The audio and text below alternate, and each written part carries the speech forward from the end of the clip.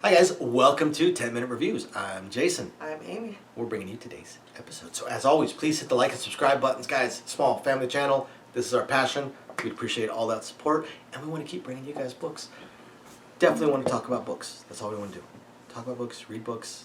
Unfortunately, we have to do this thing called work, but otherwise, we just want to read books, talk about books. But if we work, then we get money to buy more books. That's true. So for today, I want to talk about an author that I've talked about in the past. He's a really, really fun author. And I want to talk about another one of his books.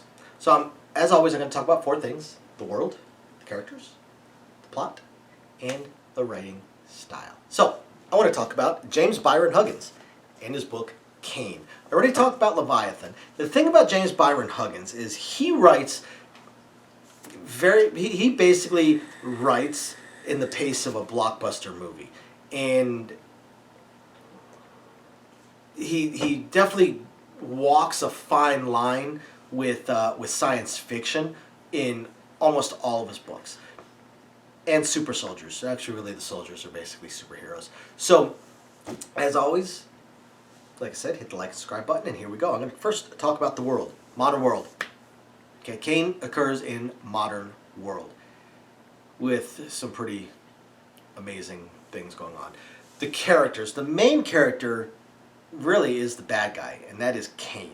Now, the protagonist, whose name for some reason escapes me, even though I've read this so many times, but the protagonist is a former Delta Force soldier, and that's basically a monk almost. He's living in the desert. He's pretty much retired. He's because of some events that occurred. He's basically tried to retire. He's living in the desert. And he gets basically recruited back in because he's basically a super soldier. Now, Cain is a scientific error, which actually comes up quite a bit in his books. Leviathan was scientific, created by science. Hunter, created by science. Solomon. Cain, yes, Solomon. Solomon is the name of the main character. Delta Force soldier. There are some other characters, other soldiers, but Solomon is the main character. And again, superhuman. Well, Cain is also superhuman. Created by science, the character, the bad guy, Cain, he was created, he's a former soldier that died. Scientifically kind of brought back to life, using that, they use all these, they throw a lot of gobbledygook at you, the Marburg virus and all this kind of stuff, but basically, they created a person that their reflexes are multiples faster than a normal person. Like they kind of liken his everyday normal reflexes to that of, say, a person pulling their hand back from a hot stove. Like you know those times when you notice you're about to touch a hot stove, and as you notice, your hand is already back to here. That's not a conscious decision. That's a reflex, and probably the fastest reflex you're ever going to have.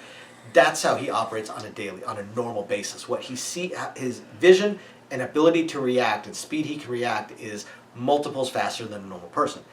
He's also, and they explain why, dealing with nerve synapses and stuff like that.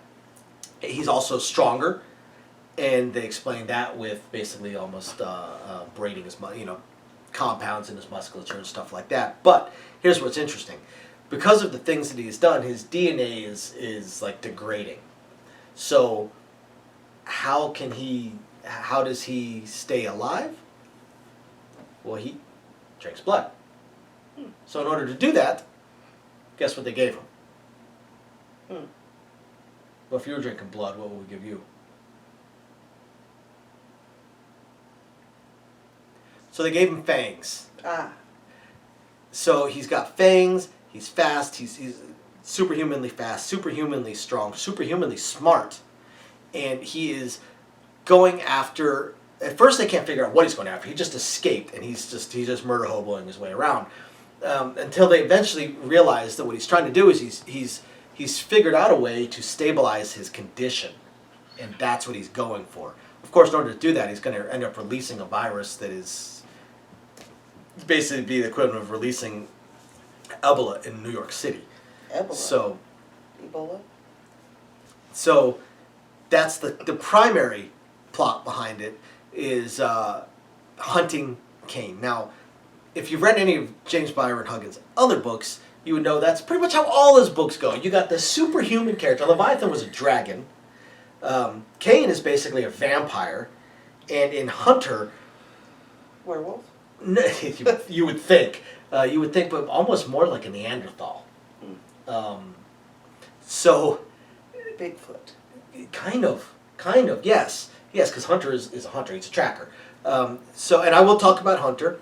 And I'm going to talk about almost all of James Byron Huggins' books because they're entertaining. They are so much fun to read. There's not a single one of his books that I haven't read at least a half a dozen times because they're just entertaining. They're so much fun. They're nonstop action. It's watching the Blade movie. It's watching Underworld?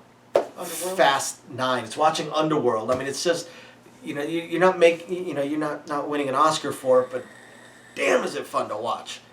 So that's what James Byron Huggins' books are. They're just a blast to read. They're just action, action, action, action. Like how seriously? Yeah, the character did what? Okay, yeah, right. Oh, this character, roared with anger and adrenaline and flipped the car over. Yeah, okay, sure. Oh, but the vampire guy, now he can do it absolutely, but the scrawny little, yeah. Not gonna happen. So, yeah, they're just fun. They're just so much fun to read. So, you got to check out James Byron Huggins. Cain is a great book, a great entry to get into Huggins' type of reading. So after you hit the like and subscribe buttons, because you got to do that first, check out James Byron Huggins, and we will catch you guys next time. Bye now. Bye.